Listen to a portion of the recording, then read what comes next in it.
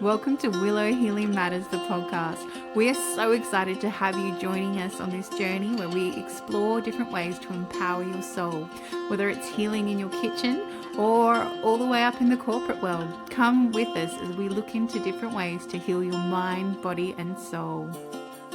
My virtual obsession, my romantic thriller, is now available on Amazon and other online retailers. This book explores the intersection of loneliness, love, and how chasing perfection through technology can lead to fantasy and reality colliding. My virtual obsession out now. Hey everyone, it's Crestani with another episode of Willow Healing Matters, and I am joined again by the delightful Barbara Lee Whip. She has been on our show before.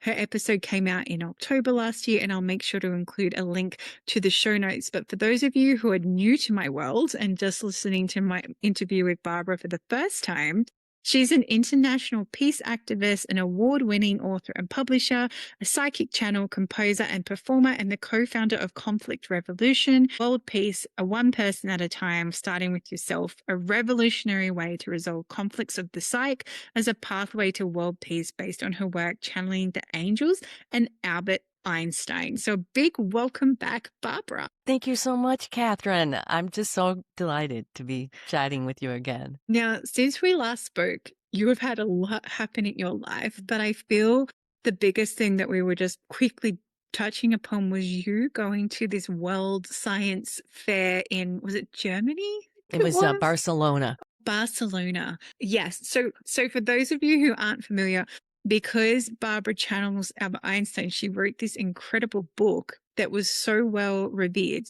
correct me if I'm wrong, that she was invited to speak at this science synopsis and share the work at that level. And please continue that story.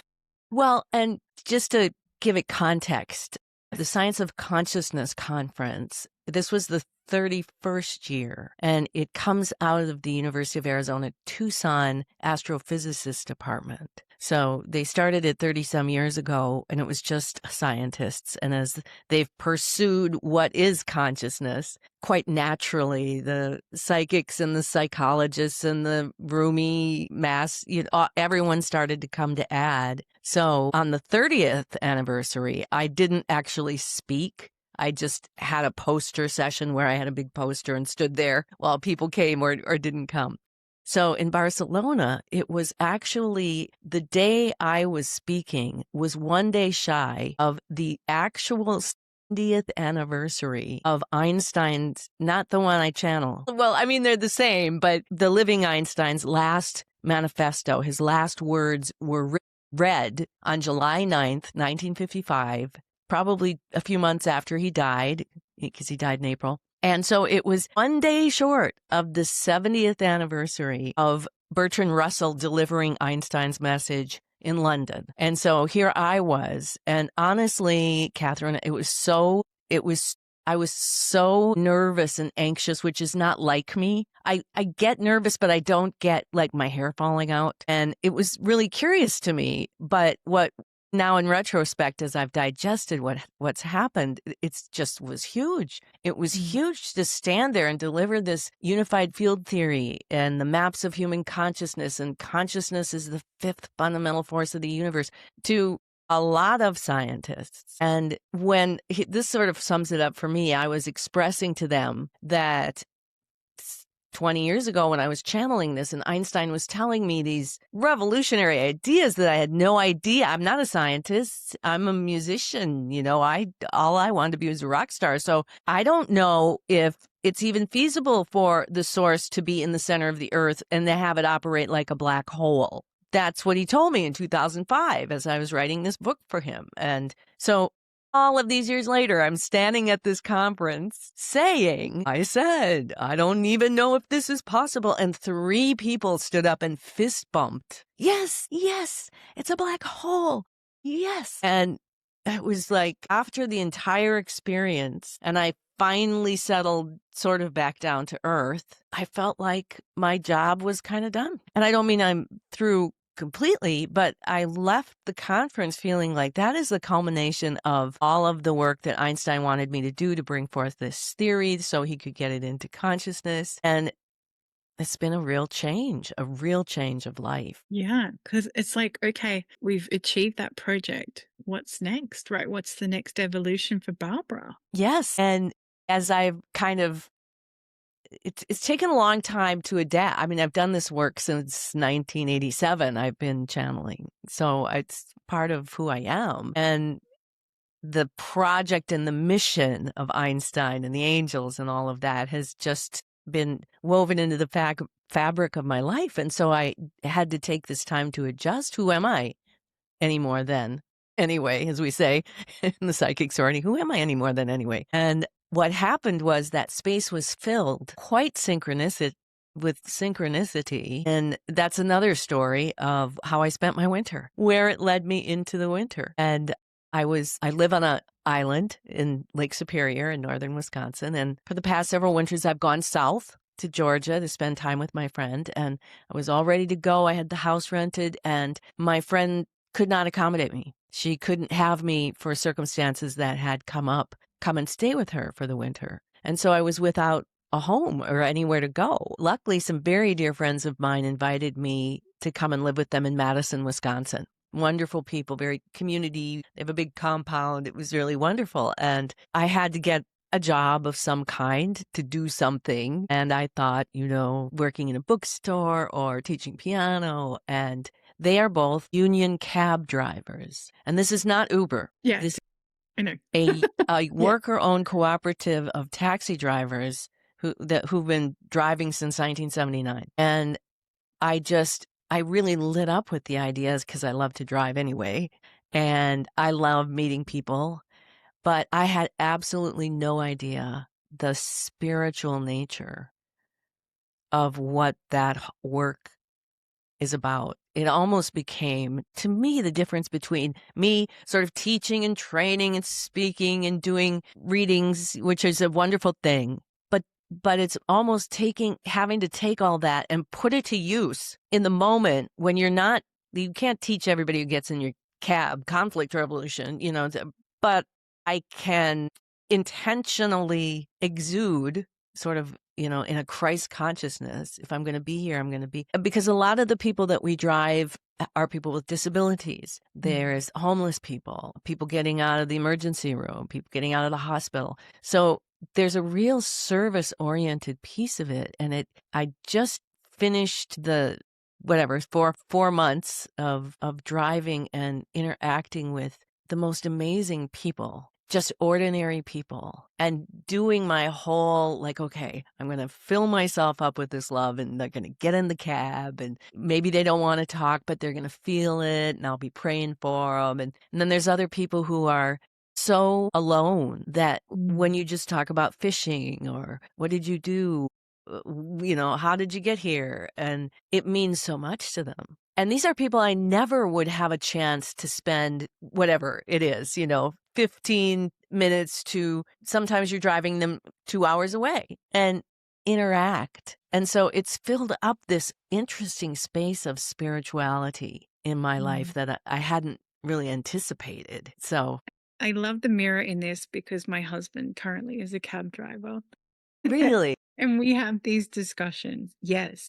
But also, I started working on a psychic hotline because I was like, I just have all these amazing gifts. And yes, I have clients, but I want to serve more people. And how can I do that really quickly? Surely there's some job for a psychic. So I literally searched psychic jobs Australia, and I ended up working on a psychic hotline. And then I was looking at, you can see all your statistics on the dashboard. And I was like, my goodness, I've had 150 calls since I started. Yes, some of them are repeat people. Some of them come back because they like what we're doing and the work that we're doing. But I was like, that is 150 more people potentially I have served than sitting there wondering what to do with my gifts. So very similar to how you find yourself in that cab conversation. It can even happen when you go buy coffee. I was picking up a takeaway drinks for some friends, and I was looking at this lady, and I said to her, it was she was, I think, maybe late teens or early 20s. I said, I'm sorry, are you a dancer? And she's like, how did you know that? And I said, I just keep seeing this image of you dancing. I said, but you're applying for the wrong jobs. I said, you need to do something different. She goes, I just started applying for like Broadway or like musicals. I said, that, pursue that. She's like, okay. And I was like, but it doesn't, like you said, it doesn't have to be this very formal, like, let's, book in for a call or like listening to you speak. Spirituality can happen in everyday moments if you allow it to. And if you allow, I guess, source to flow through you and give you the information you need in that moment. And like in that example of you with that, it wasn't, hey, I'm a psychic and I've got information for you. It's how we seamlessly allow our gifts to be a part of just everyday interactions. Yeah. Yeah. I feel it's such an important contrast because there's such this pull in the spiritual community where just because you have gifts means that you're very, a guru or you're very woo or, even I was on this call the other day and he's like, oh yeah, we've got this big project, but for those who are very well established in the spiritual place, it's free. But if you're not well established, you have to pay this astronomical fee.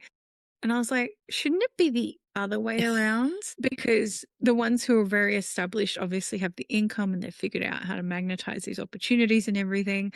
But the ones who are trying to get the leg up are the ones that need the support to get there. But that's how I felt in that moment. And not everyone might see it that way. But at the same time, I'm like, why can't we just acknowledge everyone for their beautiful gifts or what they have to share in the world or what they need in that moment? Maybe they need to talk about fishing. Maybe they need to listen. Maybe it's psychic confessions with a cabbie or something. I don't know. Whatever it is. Well, the ride that I picked up a man at the Veterans Hospital, and we had probably a 45-minute ride out to the country where he lived alone. I like to just let people be the lead. Like if somebody's not talking, I still surround them with the loving energy of me. But I kind of let them lead. We just started chatting. We were ones talking about the fishing, and he got out and he looked at me and he said, I live alone and I don't ever talk to anyone. And a lot of the cabbies don't want to talk. And so you've made my whole entire week. And he hobbled into his little house in the middle of nowhere. And I thought, this is what it's about. But you don't have to be, see, this is, I think we agree. It's not like anybody has to be gifted, like has to be a podcast host or famous channel. It's just something everybody can do every day as a way of life, I think. Yeah. And it was funny what you said, like some people don't want to talk. My husband got this massive tip one day and the guy said, I'm tipping you because you actually didn't speak. And I really needed that silence. See? It's like, it's not one or the other. Yeah, exactly. And then, this other day, another person gave him this massive tip and he tried to give him change. The guy's like, no, keep it. I said, no, this is a lesson for you as well of just saying thank you because that person saw your value. And it's so important when you are given that money, however it comes, for you to actually just be grateful. I said, that for us is extra grocery money this week. Let's say thank you for that, and be appreciative of that. And, that goes from both ways. And, and he likes it when people talk, especially if it's a long trip, because he's like, keeps you awake, it keeps you engaged, otherwise it gets really, really boring. But at the same time, he can feel when people don't want to talk and he just lets that go too. So, that's just being human.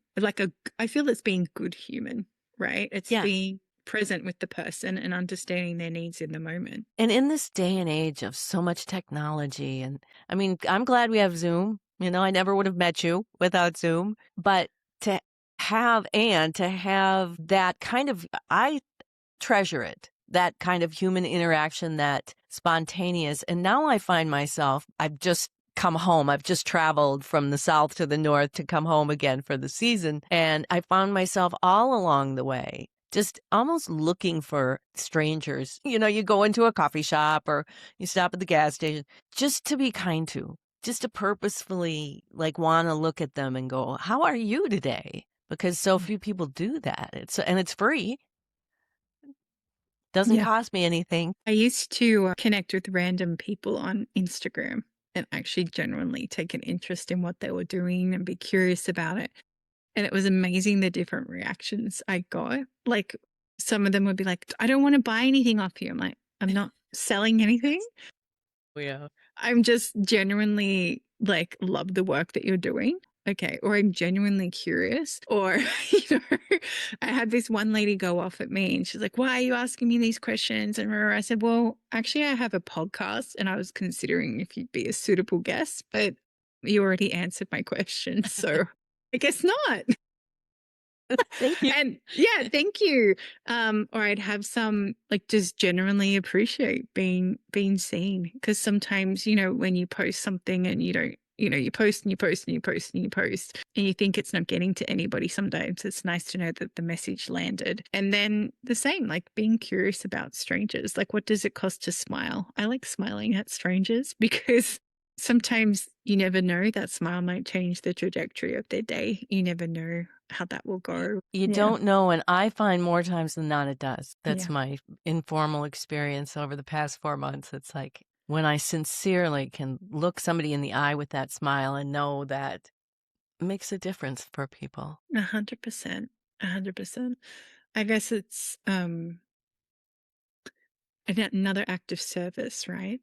This is like another form of service, but on the ground level, because so often we just, you know, want to awaken people, but sometimes people just need to be met where they're at and allow themselves to be seen in that moment. And that can be enough to start awakening, or it can be enough for them to actually realize, hey, people see me. And that's important too. Well, and there's the other side of the coin that I've been experiencing recently is I've been working in readings and face to face with pretty high level thinkers and healers and practitioners, and there's a theme that's running through, and it's that sometimes people who do this, like you and like I, because we know so much, we understand so much, we really do have a capacity to understand how things work, what it means. And that's a different skill than putting it to work in our lives. And I've come across several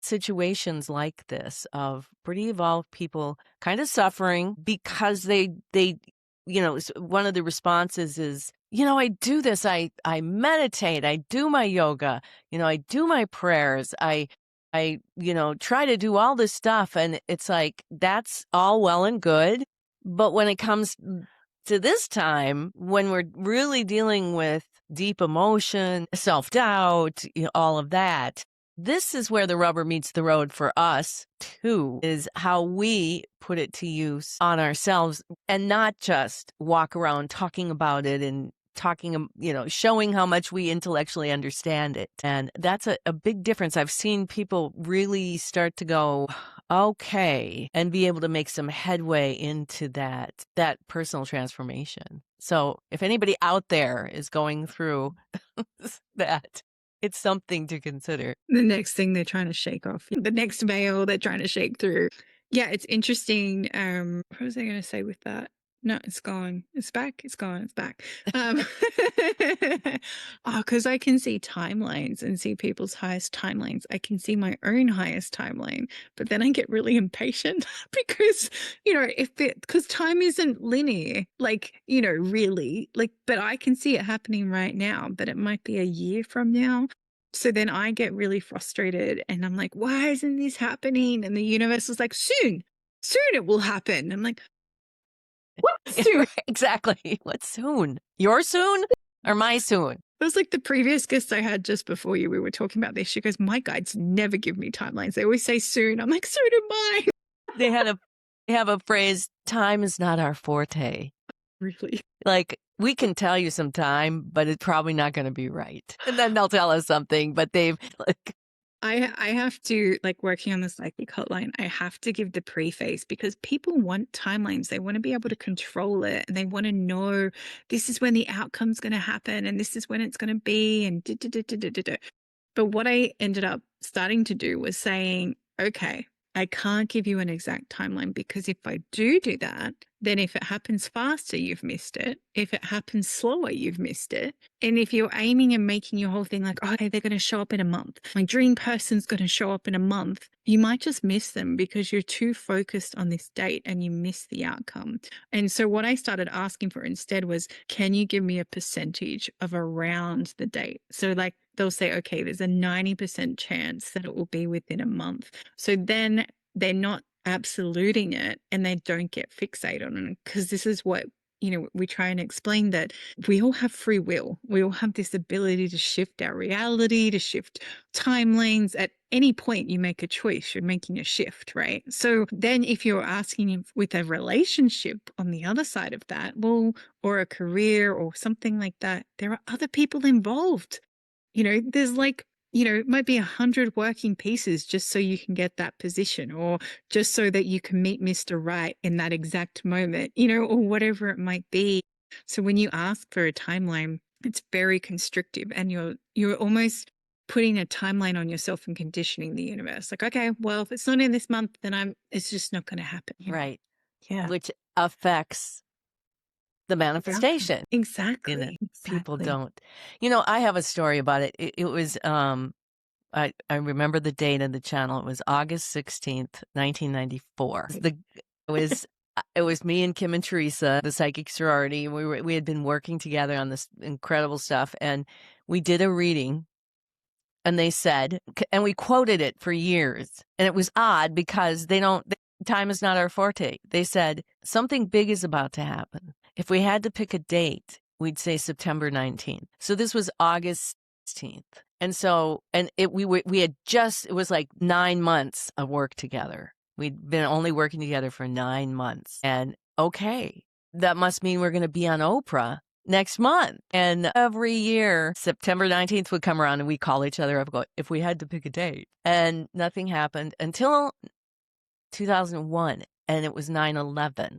They said September 19th. And they've always said time was not our forte. So that was something super big. And I thought, wow, see, it took from 1994 to 2001 for this one timeline to take place. But no, that wasn't it. It was in 2007 when, long story short, I was invited to speak at this conference in Taos, New Mexico with the Crimson Circle called Quantum Leap. And it was the biggest. I was going to be channeling Einstein live internationally to maybe 250,000 people. That's something big. I got there and I was sitting slurping my martini, looking at the program. And again, I thought it started on September 18th. So that's what I had in my mind. I was scheduled for the 19th.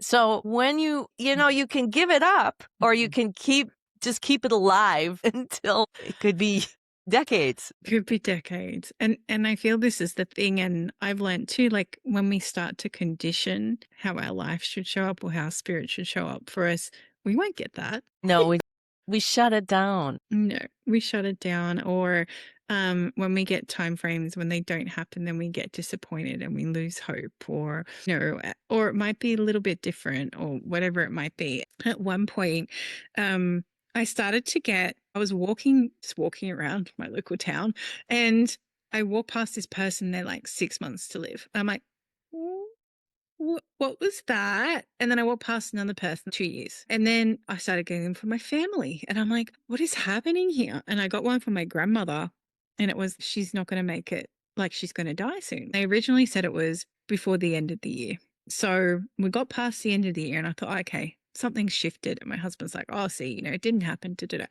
2 months later, she did die. She was brought back to life. Like, she full on coded, left this world, came back to life. And I was like, oh, she did die. Then my husband's like, but the time wasn't right. I said, no, but they gave me the timeline to prepare me for when it did come. Because sometimes we can't get fixated on the information, but it's more just so your soul can get ready for it to come through.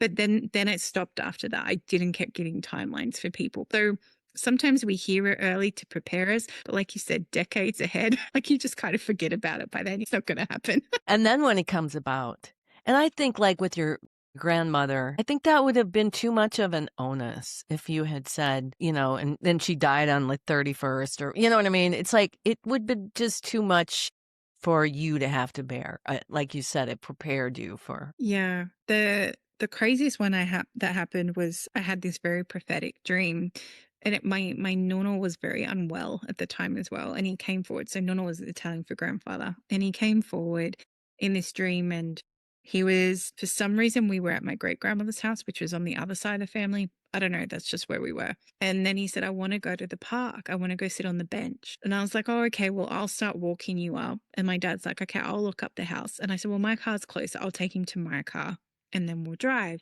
Anyway, on the way to my car, he collapsed. And my dad ran up and and I knew he was gone. Like, I just knew he was leaving. The angels showed up. My nonna showed up, my grandmother, everyone was there ready to take him.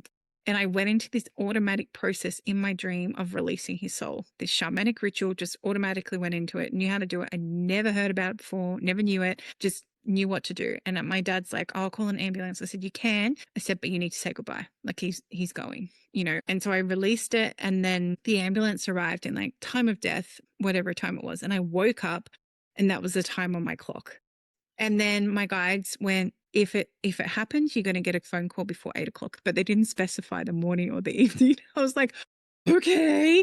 So like I'm there and it goes 8:00 in the morning, and then it went through, and then like my husband's like, just call your dad and see what's going on. And what had come through after that dream was I got a message from my dad and my uncle. And I wrote it down and I just left it because it was from my grandfather. And then my dad said, no, he's the healthiest he's ever been today. He's the happiest and healthiest he's ever been. And I was like, my goodness. But fast forward, it was about a year and a half later, maybe a little bit, maybe, I don't know, something like that. A year later, it was 6:00 in the morning and my mum rings, your grandfather's passed away. But I knew the week before because I'd just seen my dad and he was really unwell. And I'm like, this is it. This is the end. But I'd seen him in between that and actually physically done it. And it turned out the week after I had this dream, I picked up this book called Shaman Healer Sage. And in the back of it was the process of how to release a soul when someone's about to leave this plane and allow the soul to leave easier. So I had to do that in my dream so he could pass the messages on. But then I also did it in real life so that his soul could just move on like a lot easier. But again, timelines, right? Like, but the time thing, that freaked me out. That absolutely freaked me out. I bet. Yes. It's like, okay. Exactly. Wow. That's so beautiful, though. That's so beautiful. Yeah. But again, didn't put a time frame on it, just knew it was there, kept those messages for my dad and my uncle. And then the day he passed, I knew it was time to give that to my dad and my uncle. And I did. Yeah, definitely. And I've been doing some sort of extracurricular communication with, there was a young man in the United States named Charlie Kirk who was murdered. He was assassinated. And he came to me right after he passed and wanted me to get a message to someone famous who he loved and was with. And I said, no, let's wait. Get me in front of her is usually what I say when somebody says, I need to get a message to someone. Well, get me in front of her or get me a way to contact. And so for all the winter, and she's doing this quite a public investigation into his murder. And it's just been fascinating to wait and then see, as talk about the timeline of what she's discovering through all of this. And so finally in March, I said, okay, I'll sit down and do a session with you if you want, and we'll see what you have to say and how I could get it to her. I'm not a famous person. And he was very reluctant to speak through me like Einstein does and others. So I did Charlie says this, Charlie says that. And maybe about a week and a half later, he came and he said, I'm really ready now. And so he called it inhabitation. I'm ready to inhabit you. It's like, okay. And I still have been sitting with it because I don't know why. I just feel like it's such a big thing. And I should just say I'm being intuitively guided. So there's no rush to try to force it or get it. But I'm about to do a third one, and I think that one's going to be the one that is articulate to the point where I feel like, okay, this is what you will hear, and you will know. You'll know not because I'm telling you it's true or it's him. You'll know it's him. It's like, how does this happen to us? Do other Um, people get visited by? well, what I'm getting for you is that the invitation to share the information hasn't come forward, and you're not going to push it on people, right? Because as people can choose to have it or not. This is the this is the thing when we're psychic mediums to a capacity. But it's like people can have the information or they don't want it. They can have it or leave it. And sometimes people will say no, and then you're like, okay, great, my contract's done. They don't want the Yeah. information. I'm not going to pass it on. And I guess the other flip side of that is there's also that intuitive part of you. It's like, I need more. Like you can't just, because there's so many false energies that come forward too. And it's Yes. like, we need better proof of this is actually you, or this is what's really coming through. And for anyone listening to this, you'd be surprised how many fake people show up, or how many fake spirits show up, or fake entities, or fake galactics, or whatever you want to put in there. But it's amazing how much it can be misconstrued, and why we are really careful sharing big messages, because we want to make sure 100% it's true. Yeah. And that the truth will survive the skepticism, which I think is basically what it is. Know of myself through my career of channeling some pretty prestigious people has always been skepticism. When Einstein showed up, it was like, really? Albert Einstein? And this is what you're saying is a unified field, but the truth survives skepticism, which is why skepticism is, I think, a very good tool. And so thank you for reminding me that the skepticism is on my part too. Okay, Charlie, is it? Is it Charlie? But what started to happen was every time he would come and say, let's do this. I really want to get this message to her. And I'd say, you got to get her to me. She started to share on her podcast, and she's a Catholic, but she's not a spiritual like us. She's very Catholic, but she has dreams. She and he had dreams. So there's a whole nother side of it. And she started to share that side of herself. And now by the time, I was listening just the other day, and she was sharing a lot of stories about Charlie that he had said in the channeling, the stuff that had come out in the channeling. So I feel like there's some sort of cooperative messaging going on between life and afterlife here. Yeah, and I guess because our dreams are our easiest way for people to access our subconscious as well. And this is why dreams are so important. Like I shared with my nono, but also now happening this parallel, like that's what I was channeling through. Great. Thank you.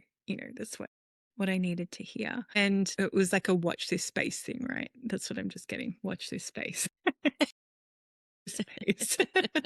And as we start That's to good. finish our time together, Barbara, I asked the guests that come on the show, if you could change or heal something in the world, what would it be? It would be everything we're talking about today. It would be, I would inspire people to turn inward and to know that they have that power to do these things, that it's God-given. It's our God-given gift. Because I think when people start to give, not just want to receive, but see that flow, sort of like your husband, take the tip. It's a flow, and when people understand that their giving is part of their receiving, I think today that's kind of what I would change. Beautiful. And if people want to come and have a reading with you, Barbara, or follow your work, where's the best place they can go? You can go to barbarawith.com. And I think because I've been so busy as a taxi driver, I think I still have my holiday special up. So 40% off a reading. Amazing. And I'll put those details in the notes for everyone listening. So if this episode caused you to think about, hey, how do I want to show up differently in the world? Or if you are spiritual or have gifts, how can I share these differently in the world?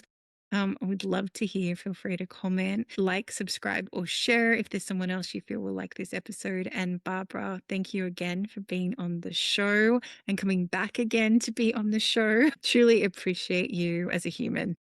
Thank you so much, Catherine. Right back at you. I wanted to have a chat with you about a really amazing cacao that I drink to help me get in ceremony, to help me ground, but also just because it tastes freaking good. So, if you're curious and want to know about drinking something other than coffee or your standard tea, why not check out Creation Cacao? I love this with a bit of honey and cinnamon sprinkled in and just letting it brew and having that whole intention as you create this cup. So, if you're curious about want to know more, check out the and enjoy your cup of cacao. Thank you for listening to Willow Healing Matters, the podcast. We have so much love and gratitude that you have taken the time out of your day to empower you on your healing journey. The views shared by the person being interviewed might not necessarily reflect that of the host and should be used at your own discernment. Trust what resonates for you and follow your heart and soul guidance. If you have any underlying medical conditions or mental health issues, please consult with your healthcare provider before pursuing any of the recommendations. Likewise, you can always contact the person being interviewed to find out more information. This can be found in the show notes. Remember to activate, align, heal, empower, and find love in everything that you do.